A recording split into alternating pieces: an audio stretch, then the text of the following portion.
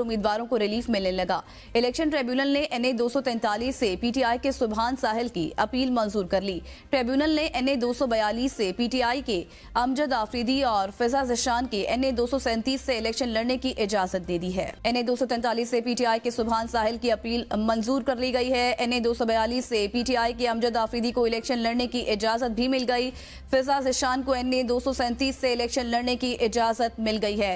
Election tribunal से PTI और दीगर उम्मीदवारों को रिलीफ मिलने लगा है और साथ ही साथ NA 243 से PTI के सुभान साहिल की अपील भी मंजूर हो गई है। NA 242 से PTI के अमजद आफरीदी को इलेक्शन लड़ने की इजाजत मिल गई है। फिजा ज़िशान को NA 237 से इलेक्शन लड़ने की इजाजत मिल गई।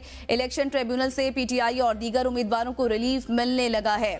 NA 243 से PTI के सुभान साहिल की अपील मंजूर कर ली गई है। साथ ही साथ NA 242 से PTI के अमजद आफरीदी को इलेक्शन लड़ने की इजाजत मिल गई।